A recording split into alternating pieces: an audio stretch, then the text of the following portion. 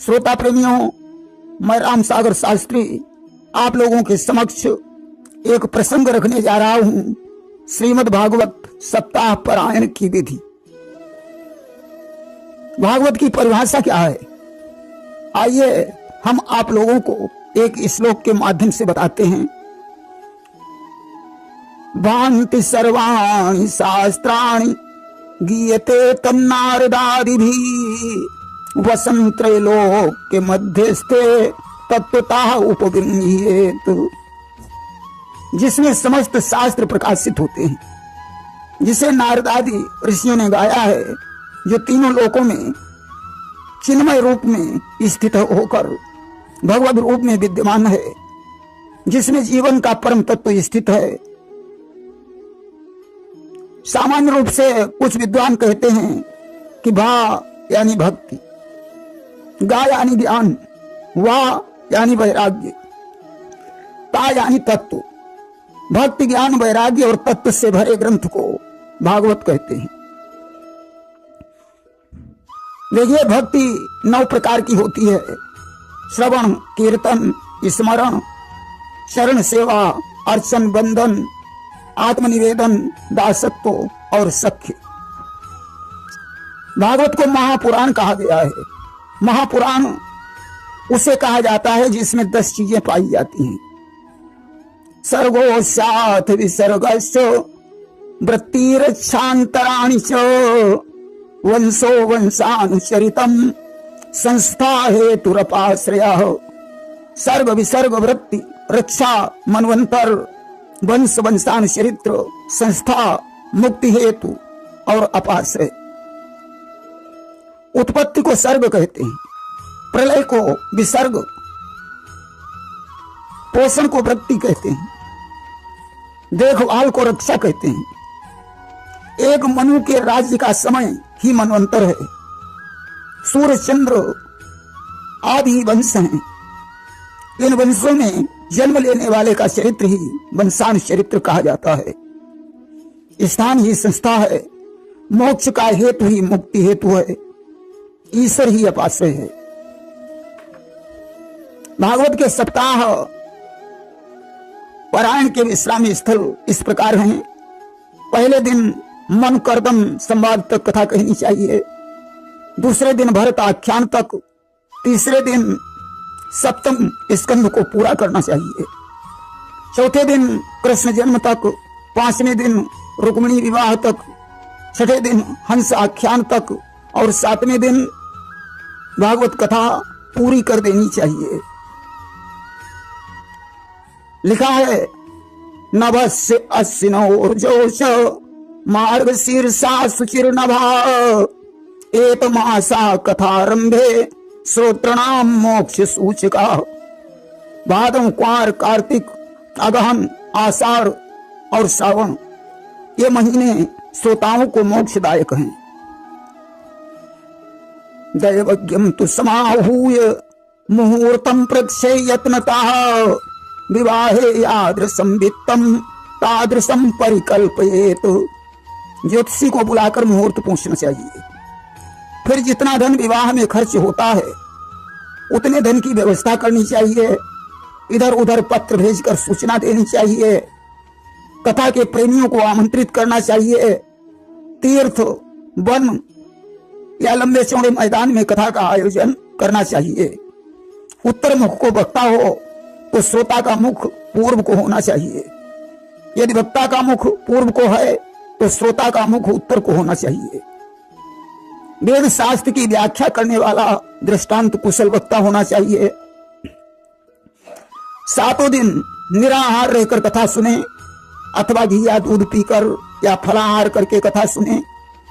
यदि नहीं तो एकाहार करे। ब्रह्मचर्य का पालन करके भूमि शयन करना चाहिए। पत्तल पर भोजन करे। दाल, मधु, तेल, दूषित पदार्थ, गरिष्ठ भोजन, बासी भोजन नहीं करना चाहिए। काम, क्रोध, मदमान, मत्सर, लोभ, दंभ, मोह और द्वेष का त्याग कर देना चाहिए। सत्य, शौच, दया, सरलता, विनय और उदारता का पालन करना चाहिए।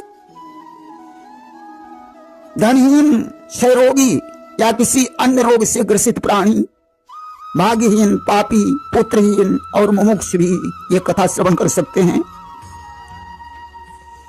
कि हरि कीर्तन में बैठते समय कुछ ऊंच नीच का ज्ञान न हो, अपनी विद्या, अपने धन का, अपने गुण का अभिमान न हो। कथा श्रवण करते समय ऊंच नीच का भेदभाव नहीं होना चाहिए, अपनी विद्या, अपने धन का और अपने गुण का अभिमान नहीं होना चाहिए।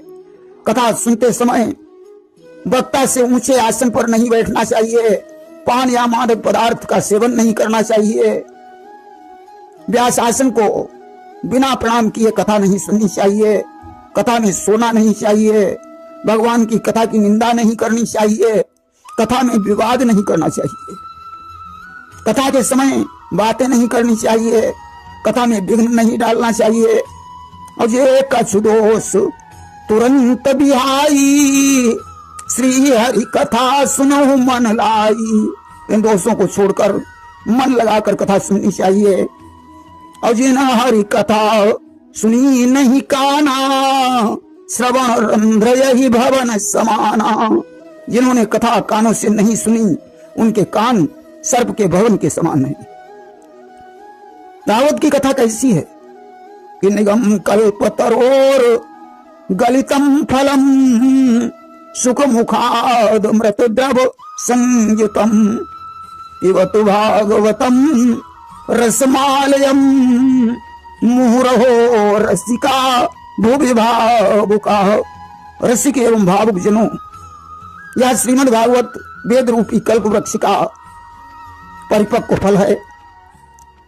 श्री सुखदेव रूपी तोते के मुख का संयोग होने से अमृत रस से परिपूर्ण है। इसमें रस ही रस है, छिलका और गुठली नहीं है। यह मृत्यु लोक में ही सुलभ है। इसलिए जब तक शरीर में चेतना रहे तब तक आप लोग बार बार इसका पान करें। देखिए, कलयुग में भागवत की कथा भवरोग को नष्ट कर देती है। इस कथा से प्रेत पीड़ा का भी विनाश हो जाता है।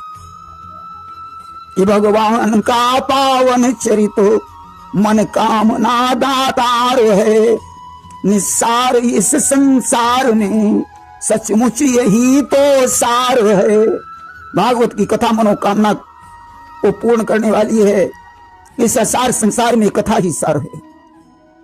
कि ध्यान पूते ज्ञान जले, राग द्वेष मलाप है, या स्नाति भागवते तीर्थे सहायाति परमाम गतिम।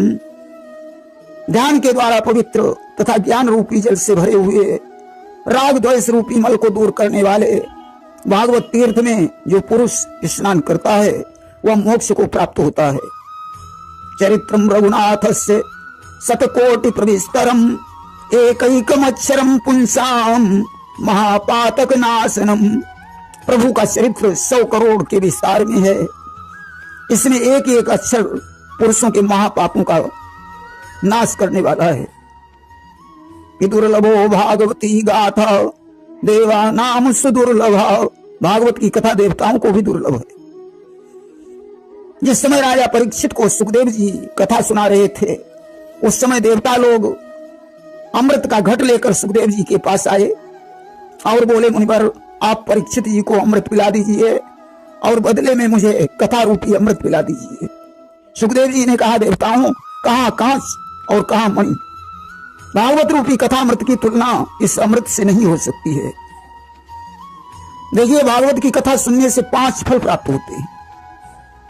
निर्भयता, निसंदेहता, हृदय में प्रभु का साक्षात प्रवेश, सभी में भगवत दर्शन और परम प्रेम। ये 5 चीजें प्राप्त होती हैं। सामान्यतः 4 पदार्थों की प्राप्ति होती है, धर्म, अर्थ, काम और मोक्ष। कि सुतदारा अरु लक्ष्मी पापियों के भी होई, संत मिलन अरु हरि कथा तुलसी दुर्लभ दोई। पुत्र, स्त्री और लक्ष्मी तो पापी के यहां भी होते हैं। संत का मिलन और भगवान की कथा 2 ही चीजें दुर्लभ हैं। देखिए, 4 ही जगहें ऐसी हैं जहां मनुष्य के ऊपर वैराग्य का रंग चढ़ता है। कि चार ठौर पही नरन के कछु बैराग्य चढ़ंतो गर्भ माही सबके निकट कथा सुनत रतियंत। गर्भ में चिता के पास कथा के समय और रति के अंत के समय। कथा के श्रोता तीन प्रकार के बताए गए हैं, श्रोता, सोता और श्रोता। जो कथा को ध्यान से सुनता है वो श्रोता है, जो कथा में सोने लगे वह सोता है, जो कथा में बातचीत करे वह श्रोता है। कथा को सुनना चाहिए और सुनकर उसे समझना चाहिए, समझने के बाद उस पर विचार करना चाहिए। विश्वास हृदय में होता है वह निश्चय ही फल पाता है। बिन प्रेम और विश्वास बिना सब कुछ निष्फल हो जाता है। देखिए, सभी कथाओं का प्रारंभ नैमिषारण्य से हुआ है। भागवत की कथा का प्रारंभ भी नैमिषारण्य से हुआ, जहां सूत जी ने शौनकादिक 88,000 ऋषियों को भागवत की कथा सुनाई। भागवत में 12 स्कंध हैं, 335 अध्याय हैं तथा 18,000 श्लोक हैं। इसी कथा को सूत जी ने शौनकादिक ऋषियों को सुनाया, विदुर जी ने इसी कथा को मैत्रेय को सुनाया तथा इसी कथा को परमहंस सुखदेव जी ने गंगा के पावन तट पर राजा परीक्षित को सुनाया था। ये कथा श्री राम की सुन लो, यही है सार दुनिया में। अगम भव सिंधु के खातिर ये है पतवार दुनिया में। ये वो धारा है गंगा की जो पापों को नसाती है। इसे सदग्रंथ कहते हैं, मुक्ति का द्वार दुनिया में। कथन इसका, श्रवण इसका हमेशा सिद्धिदाता है। जमाने के लिए सागर ये है उपहार दुनिया में। भगवान की कथा ही सार है जिससे मनुष्य भवसागर से तर जाता है। इस कथा रूपी गंगा में स्नान करने से समस्त पाप नष्ट हो जाते हैं। सदग्रंथ से मुक्ति का द्वार बताते हैं। कथा कहने वाले, सुनने वाले की कामना पूर्ण होती है। संसार के लिए भगवान की कथा एक उपहार है। प्रेम से बोलिए भागवत महापुराण की जय।